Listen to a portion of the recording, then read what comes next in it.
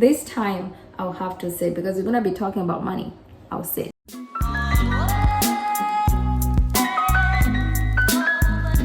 Hi guys, this is Winnie and I make lifestyle videos here in Canada. If you are a returning subscriber, thank you so much and I love you guys and keep tuning in. And if you're a new subscriber, thank you for joining the family. I hope you find this channel entertaining and hopefully you'll subscribe by the end of this video. Today I will be talking about the process we took to move to Canada, the cost, and also the time that we spent.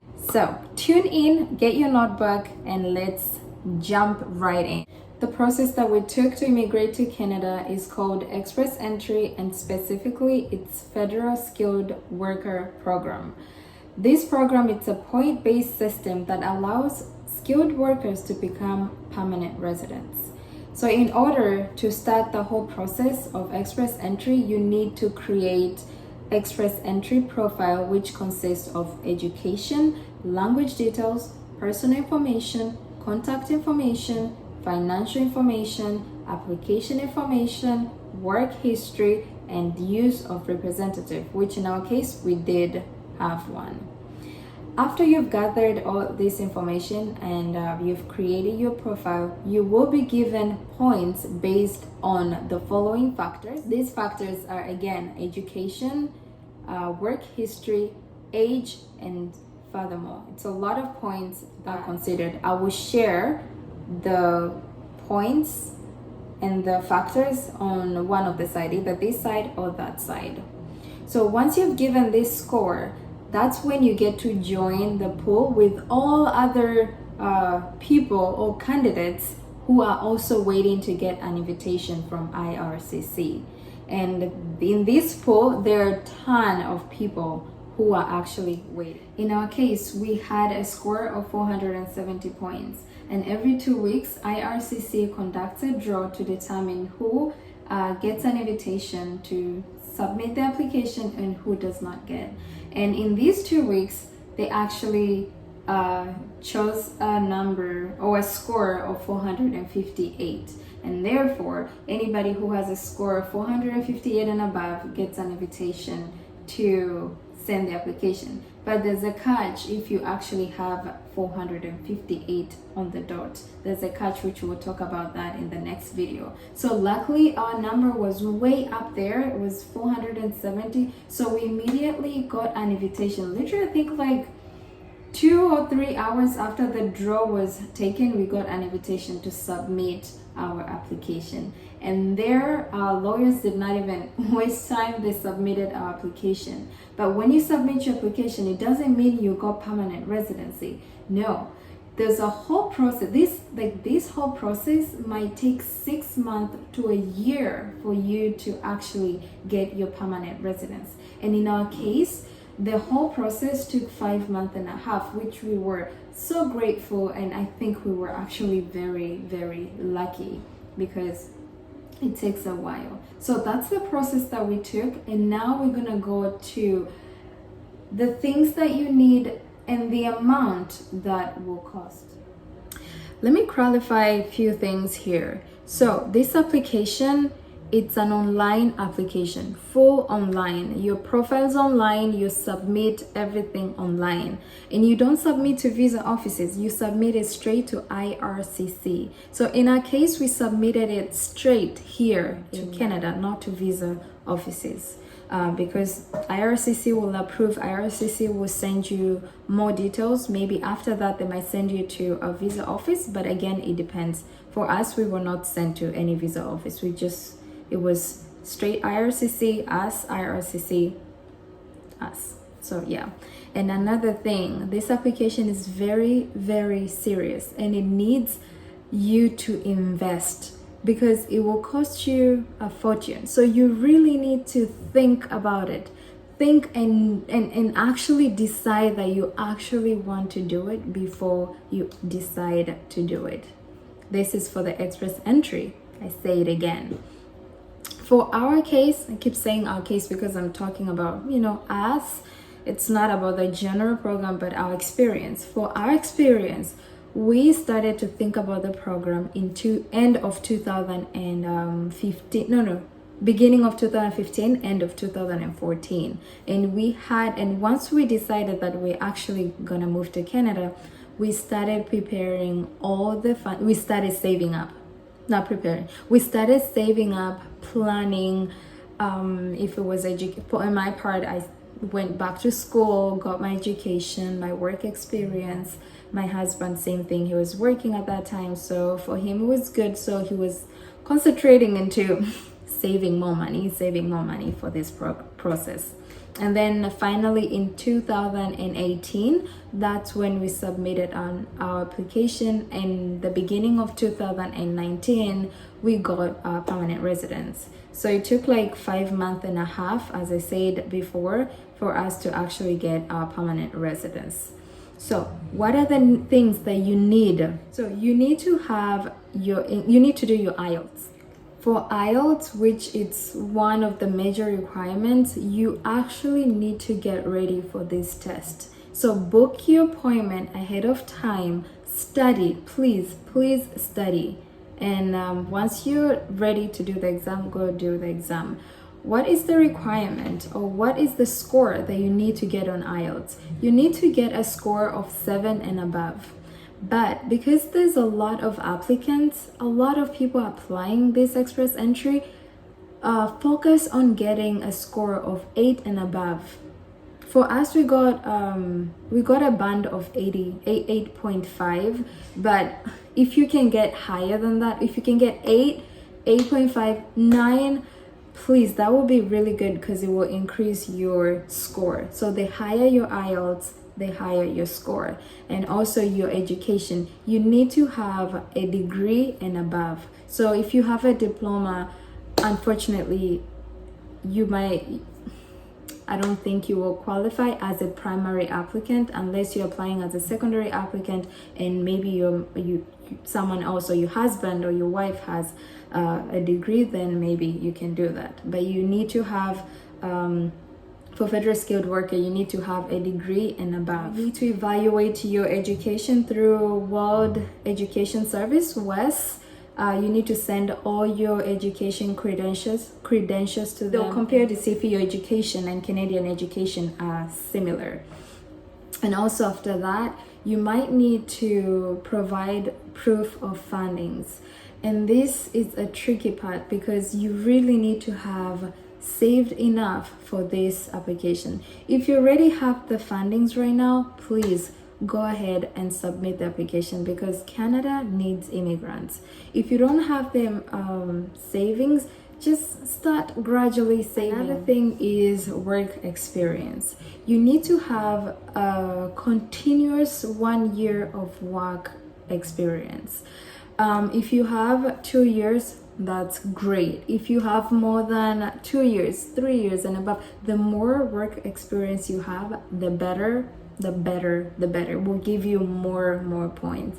But let's say you just finished school, you finished university, and you started working, then you need one continuous year of work experience.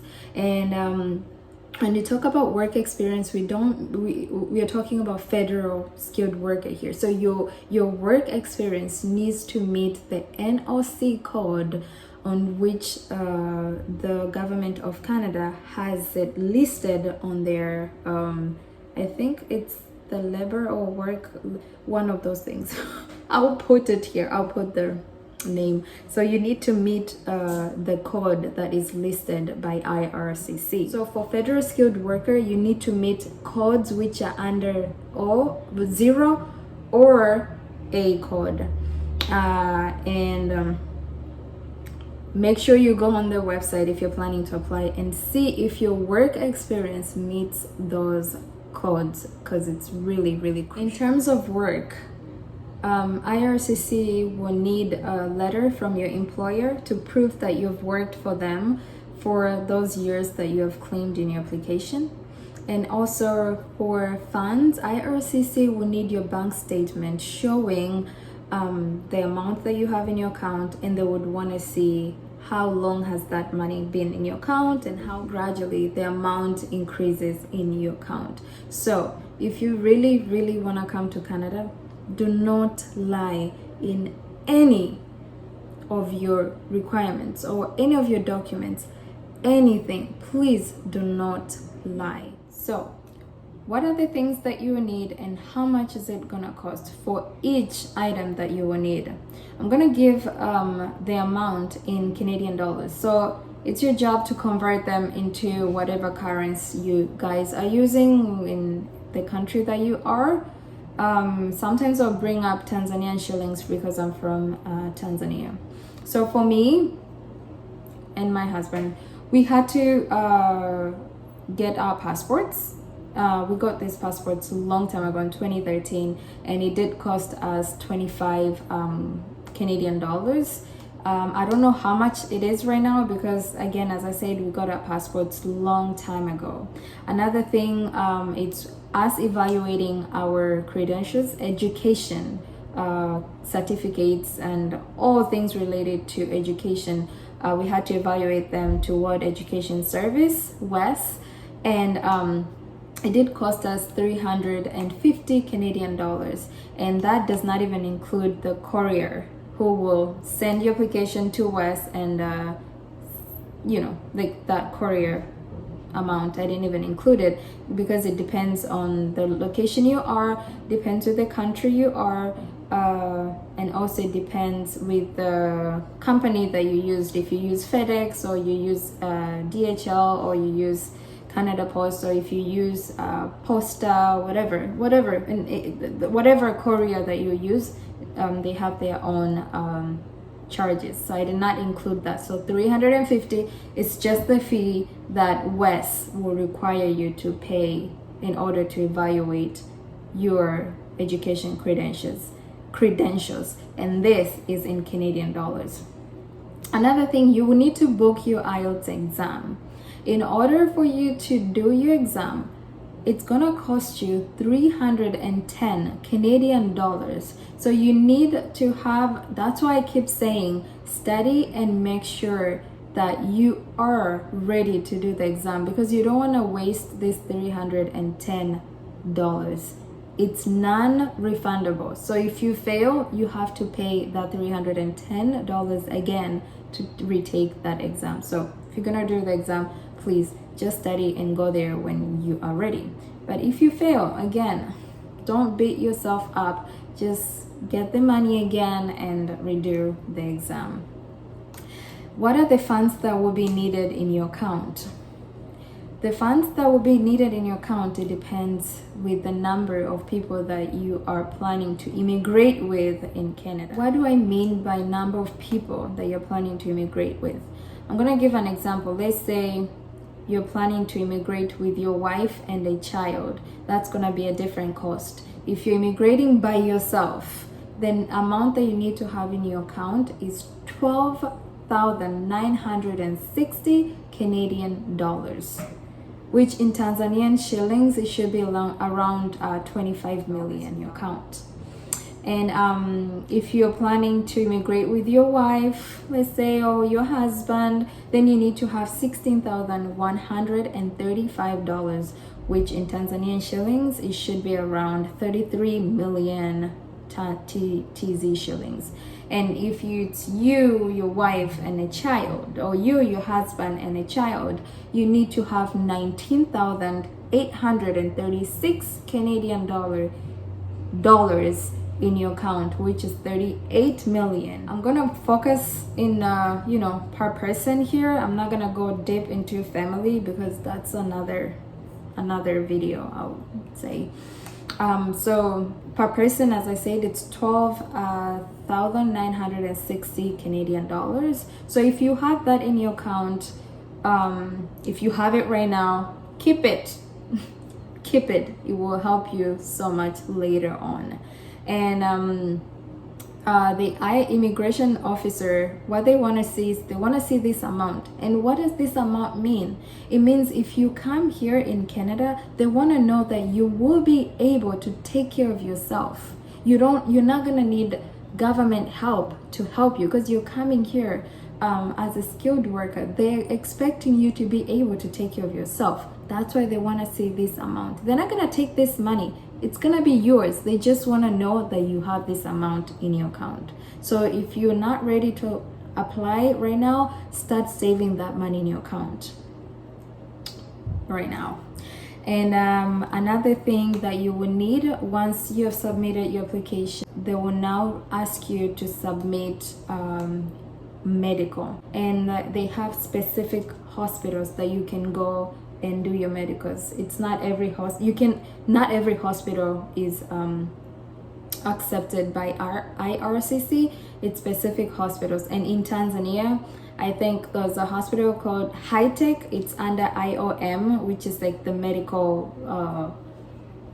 company that they accept or consider. So in Tanzania, there's High Tech Hospital. I think that hospital also does Canada immigration medication checkups or whatever. So how much did it cost? So if you're under $11, I'm sorry. If you're under 11 years of age, it will cost you $135 to get your medicals. If you're 11 to 15 years old, it will cost you $160 to get your medicals. If you are above 15, it will cost you $180 for you to get your medicals. For me, it did cost me $150. I don't know if they thought I am a kid because of my height. I have no idea, but it was actually cheap at High Tech. So if you're in Tanzania, check High Tech out. They have really good deals. Point of correction. I said if you're 15 and above, it costs $180. This was basically the cost of medical in Tanzania. I'm so sorry. But in general, according to IRCC website, 15 years of age and above, it should cost around $265. Again, this amount depends on the location you are, depends on the country you are, and it depends on the hospital that you're gonna go. As I said, for me, it did cost me $150, which is basically the cost of 11 to 15-year-olds. Another thing that you will need, it's a government processing fee. So I know if you send any application to any visa office, you have to pay a fee to get your visa, right? So in this case, again, you need to provide a fee for processing your entire permanent residency application, and this fee is higher than it's higher than any visa. If you're not a child, you have to pay 825 Canadian dollars for processing fee. If you're a child or if you have children, it will cost $150 Canadian dollars for children, and I mean per child. One child, $150. If you have 2 children, double that. 3 children, just keep adding $150 per each child that you're applying for. Yeah, so coming to Canada, it's not an easy thing. Like, you need to save up. Another important thing, it's flight cost. So how much does it cost for flights? Before the pandemic, it did during high season, it was like around 1,500 one way. That's 1,500 Canadian dollars one way. And during low season, meaning times where people don't travel that much, the cost was around 1,000 Canadian dollars one way. But for me, since I traveled during the pandemic, I spent around 800 Canadian dollars. It was much cheaper since people were not traveling at all, so they just needed to fill out those flights. But again, this cost, it depends from where you're coming from. If you're coming from the US, it will be way cheaper. It will be like around maybe $200. If you're coming from Tanzania, that's the cost. If you're coming from other parts of the country, check the flights and you should know how much it will cost. Like just check the flights. With this whole pandemic, things have changed, really changed. If you guys remember, at the beginning I talked about the use of representatives. What I meant here was, if you decide to use a lawyer, if you decide that, okay, I don't know how to do all these processes by myself and I'm gonna need help from the lawyers, there's a cost, because these lawyers are not free and they don't come cheap, they're expensive. And the cost of the use of representatives or using a lawyer, it will cost around 2,000 to 5,000 Canadian dollars. In our case, the cost was between 2,000 to 5,000 Canadian dollars. And we were lucky because we submitted this application when we were in the US, and we were given a chance to like pay it in installments, like not fully pay like the amount, but like pay it in terms of installments. And this depends on the country that you are, and also depends on the law firm that you will use. If you decide to use some law firms, they don't do that. You have to send a full amount right when you decide to apply, or they might want you to send half the amount, and once you're fully accepted or got your permanent residence card, or not card, like permanent residency confirmation email, then you have to pay the rest of amount. But most of the time it should be like around, probably if not 2,000. If you have good, cheap and nice lawyers, then it should be just a bit more than 2,000. But if you actually get like those high quality or like well-known lawyers, it can go to 5,000 or even more. And also, if you decide to travel during the pandemic, which in my case I did, but I did not stay in a hotel. I stayed at home because we already had a place to stay, so it did not cost me anything. But if you come right now in Canada, the government wants every person who comes in Canada to stay in designated hotels, which cost $1,000 per night, and you have to stay in those hotels three days.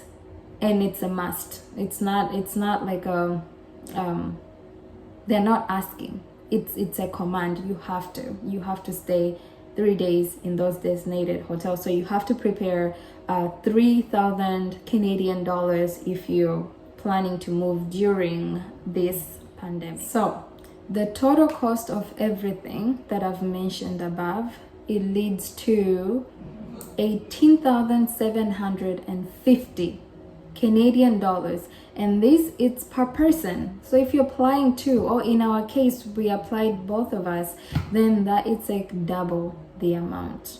So if you're applying one person, it will cost you 18,750, and this is an estimation. It can be higher than that or it can be lower than that. In that amount, I did not even include the quarantine. So if you travel right now, then you'll have to add 3,000 on the 18,750, which will be like around 21,750 Canadian dollars. That's the amount that you need to have. And just to simplify it, if you're from Tanzania, that is an equivalent of 36,540,000 Tanzanian shillings. And if you come during the pandemic, it should be around 44 million. So that's why I say, if you're planning to come to Canada, don't take this procedure lightly. Think about it, prepare all the funds, and then decide to move. Really think. For us, it took us 4 years to actually consider fully moving to Canada and preparing all the funds. So if someone says like I'm moving to Canada as a permanent resident, don't let them lie to you that things were easy. Things were hard. So if you're doing this process and you think things are hard and you think you're just the only one going through this, no, it's hard. and everybody went through it, and if we did it, I know you can do it. Keep pushing, keep fighting, keep doing it. You will get here. Have your determination. But if you watched this video and thought that, well, I don't think I can do it anymore, it's just too much money, well, sit and think. If you really want to come to Canada, find a way out. Work hard, get the money, get the requirements, send your application, and come to Canada. All I can say, do not lie to IRCC. IRCC investigates in and out. The moment they detect there's a lie, that's it. They reject your application. And guess what? You will have wasted all the money that you've used to apply. That's why I keep saying, do not lie to IRCC. Do not lie anything. Make sure everything is correct. Make sure everything is true. And make sure that you have really thought about this. And trust me, things will work out. Because Canada, I think right now it's the #1 country that requires, or they need so many immigrants. All right, that's the end of this video. I don't want to make it too long, so thank you for watching, and I hope I answered the questions of few of my subscribers who wanted to know the process that I took and the cost that I spent to immigrate to Canada.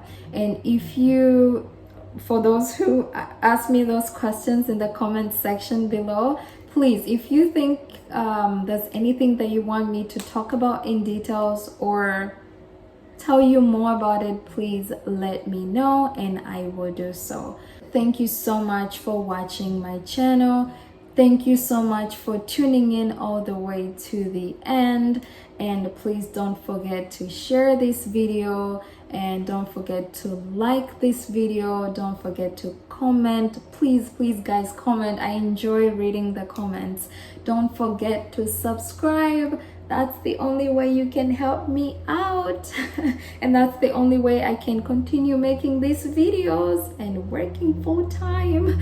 So subscribe and click the bell icon to get notification every time I post new videos. Thank you so much, guys. I love you.